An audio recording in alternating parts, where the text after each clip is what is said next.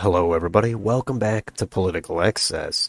This time let's do another deep dive into an upcoming US Senate election. Trying to cover most of the notable races. It can't cover every one of them, but I think now is a good time to take a look at Alaska. They have ranked choice voting in Alaska this time. That's going to make things a little more complicated. We'll get to that a little bit later, but first let's get on Ballotpedia and get a little bit of background. The incumbent senator is Republican Lisa Murkowski, and she is running for re-election to a fourth term. And there were technically three other candidates running in this general election. One of them has dropped out. The other one is Democrat Pat Chesbrough. But the main focus will be on another Republican, which is Kelly Tshibaka. And she is a former commissioner of the Alaska Department of Administration. So let's take a look at the primary. And this is the first Senate election in Alaska that will use ranked choice voting. It was already used a couple of months ago in the special U.S. House election, which resulted in them electing a Democrat, Mary Peltola. The primary had all the candidates running at once, regardless of political party, and the top four of those advanced to the general election. And in that primary, Lisa Murkowski was first place with 45% of the vote. Kelly Tshibaka was second place with 38.6%. Pat Chesbrough had third place with 6.8%. And Buzz Kelly, another Republican, had 2.1%. So I'll cover how the general election voting will go in just a little bit. But first, let's go down here a little bit, and there's actually some candidate profiles to compare. So if you're not familiar with some of these candidates, Ballotpedia has put this together as a way to get some background about these candidates and where they stand on some of the issues. Let's go down a bit more and see how this race is rated. All of the three main rating sites, Cook Political Report, Inside Elections, and Larry Sabato, they all have it at safe or solid Republican. That is my rating as well. Everything indicates it will come down to one of the two Republicans, Lisa Murkowski or Kelly Tshibaka.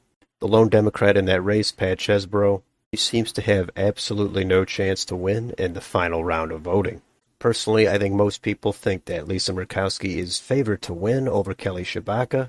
If you're not familiar, Lisa Murkowski did vote to impeach Donald Trump. So in response to that, Trump has endorsed Kelly Tshibaka as a way to knock out Lisa Murkowski.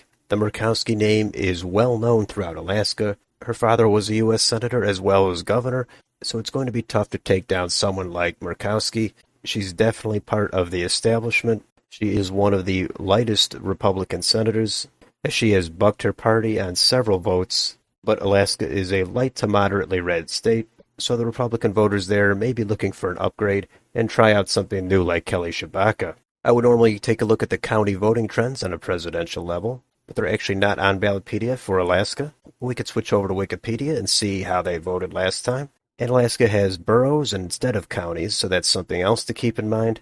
But Donald Trump did win the state by about 10%. And you could take a look at some of the margins on these maps here. But I will say that Alaska, it's not impossible for a Democrat to win, as it just happened with this new ranked choice voting system. But that takes us over to YouTube, and we can see what they've got on their channels. And here's Lisa Murkowski's. She mostly has ads on here as well as some related media appearances. And here's Kelly Tshibaka's channel. She doesn't have a lot on here, but she has some from back in her primary telling her backstory. And she's got an ad from about a month ago. As for Pat Chesbrough, the Democrat in that race, I could not find a YouTube channel for her. But we can take a look at their official campaign websites. Here is Lisa Murkowski's if you want to read about her, donate to her campaign. And here's Kelly Tshibaka's channel if you want to donate to her campaign or see where she stands on some of the issues. And here is Pat Chesbrough's channel if you do want to donate to her or see what she's up to in her campaign. So how about any debates? Well, there was already 2 debate forums. I watched some of these debates. They are on YouTube, so you can take a look at them here if you'd like. And of course, the links will be down below in the description. And that takes us to Wikipedia to take a look at the endorsements. And as I said, Lisa Murkowski has basically all the establishment type of endorsements, as well as their other senator, Dan Sullivan. She even has some crossover support from Democrats. Kelly Tshibaka, on the other hand, she does, of course, as I said, have the Donald Trump endorsement, and some support from some other organizations. Most of these are not going to be viewed favorably by the establishment. And that takes us down to the polling. I was hoping to get one more poll out before I made this video, but that didn't happen. But there are 2 polls here from September. And really quickly, the way this works is all 4 of those candidates that advanced from the primary will be on the ballot. Everyone who votes will vote for their first choice, second, third, and fourth choice. If no candidate has a majority of the vote after the first round, the candidate with the lowest percentage will be eliminated, and the votes for them will be retabulated into the other three candidates, and this will happen until one candidate emerges with a majority of the vote. So it can be a little bit confusing, and to make things even more confusing, Buzz Kelly, that fourth Republican that advanced from the primary, he dropped out, and he did endorse Kelly Tshibaka. So I would like to see another poll before Election Day, but so far we've got mixed results. And again, it's especially complicated now that there's only three candidates that are actually running in this race, although Buzz Kelly will remain on the ballot. Essentially, it comes down to Murkowski and Tshibaka in the final round, which is the third round. In the most recent poll, it shows Murkowski winning with 57% of the vote to 43%. In the other poll from Fabrizio Ward and Impact Research, that shows a 50-50 tie in the final round. Murkowski is going to get a lot of support from any of the Democrats or any of the light Republican voters. They're not going to want to see somebody farther to the right like Kelly Tshibaka win. So that is why most people do expect Murkowski to win at the end of the day. We can compare these poll results to 6 years ago in 2016, although I don't think it's overly beneficial because this is the new voting system they're going to be using, and they didn't have that 6 years ago. But whatever polls were available did show Murkowski with right under 50% of the vote. She won with about 44% of the vote. Joe Miller, the Libertarian candidate there, was underestimated, but as I said, not a lot to be gained from these results. But we can take a look at the markets. And this shows us that the Republican Party is favored to win with 97 cents. So that's not surprising at all, but there is a separate market. This asks if Lisa Murkowski will be reelected, and this has her at 74 cents. So that's a clear advantage, but it's not so overwhelming that Kelly Tshibaka would be able to overcome that. This is Alaska. It's a hard state to poll. They're using a new voting system, a lot of mail-in ballots. It's a rural state. There's a lot of factors that go into making it hard to gauge exactly how strong Murkowski or Tshibaka's support is.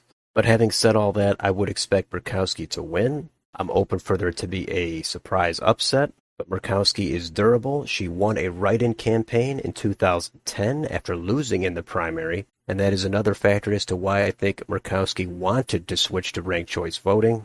It is to protect the establishment, so there can't be an upset in the primary like there already was. So voters did narrowly vote to establish ranked choice voting. Personally, I'm okay with ranked choice voting in the primaries if they are separate by political party. Either that or having a traditional runoff, as I don't like it when someone wins a primary with 31% of the vote. So there could be one winner from each of the main parties, Democrat, Republican, Libertarian, and even the Green Party, and then whoever wins those primaries, they advance to the general election, and then you can do a second ranked choice vote, but that would prevent there from being 2 or 3 candidates from the same political party in the general election. That I don't like, and I don't find that to be appealing. With 2 or 3 candidates from the same political party, I think it just makes it more complicated. You have candidates dropping out. It happened in the Senate race. It happened in the special election for the U.S. House. That to me just comes off as sloppy, and incidentally, it will also probably help an establishment candidate like Lisa Murkowski. So it is hard to make a solid prediction on this. It's definitely going to be a Republican, and I would say it's probably going to be Murkowski. But there could be a late surge for Tshibaka. The polling could definitely be off. And I think people who support Tshibaka are going to be less likely to want to tell that to a pollster.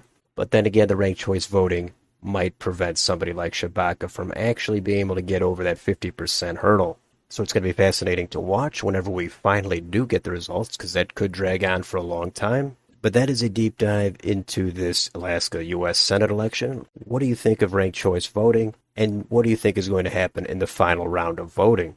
Let me know down below. And if you enjoyed this channel, please consider liking, sharing, and subscribing. Thank you for watching, and I will see you on the next video.